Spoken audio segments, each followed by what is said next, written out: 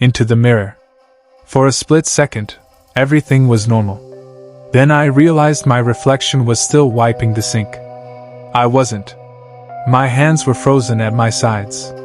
The reflection looked up slowly and smiled. My heart jumped into my throat. I stumbled backward, nearly slipping on the wet floor. When I looked again, the mirror showed me, wide-eyed, pale, breathing hard. I laughed nervously. "Get it together," I whispered. I avoided mirrors after that. An hour later, I broke the second rule. I was mopping a hallway when I heard my name. Soft. Clear. Right behind me. Marcus. I stopped moving. Every instinct told me to turn around. I didn't. I remembered the paper. My grip tightened on the mop handle as the voice spoke again. "Marcus, why won't you answer me?" My skin crawled. The voice wasn't threatening. It sounded disappointed. I walked away without looking back. That's when things escalated. At 2:46 a.m., I was near the elevator bank on the 12th floor when the doors opened by themselves. No button had been pressed.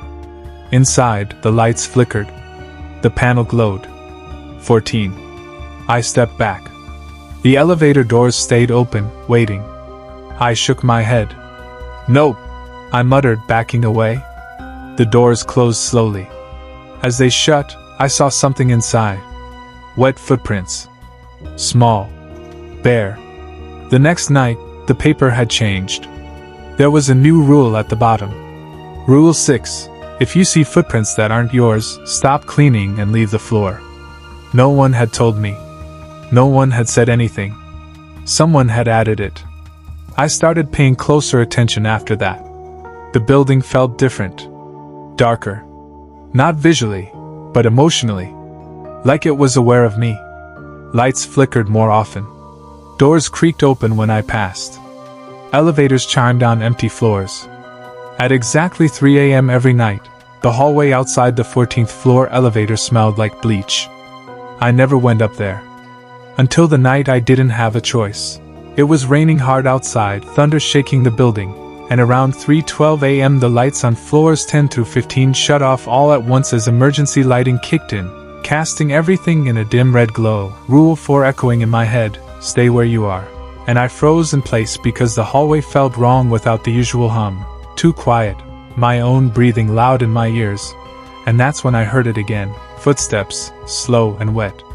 Approaching from the darkness ahead, so I stayed still as the footsteps stopped just a few feet away, and then a whisper floated through the red light telling me I broke the rules, my mouth going dry as I whispered back that I didn't mean to, silence swallowing the hall before the lights suddenly came back on, the hallway empty, my cart still there. But something felt different when the elevator indicator above me lit up to 14 and the doors slid open, the smell hitting me immediately. Bleach, mold. Something rotten underneath. And I don't know why I stepped. Inside, maybe fear, maybe curiosity, maybe exhaustion, but the doors closed behind me and the elevator moved up, and when the doors opened I saw a hallway that didn't look like the rest of the building, stained carpet, violently flickering lights, walls peeling like they hadn't been touched in decades, and at the end of the hall a restroom with its door hanging open, Rule 5 screaming in my head. Never clean the restroom on the 14th floor. As I backed away and the lights shut off again, Rule 4. Repeating, "Stay where you are." When something breathed behind me, not loud, not rushed, just close, too close, and a voice whispered directly into my ear that I missed a spot, the lights snapping back on to reveal I was alone, panic taking over as I ran, not remembering hitting the elevator button or the ride down, only stumbling into the lobby gasping and shaking. Morning staff later finding my cart abandoned outside the elevator and calling me, leaving voicemails I never answered because I never went back. Until weeks later curiosity got the better of me and I went online, looked up the building, and buried in old articles I found it, a fire.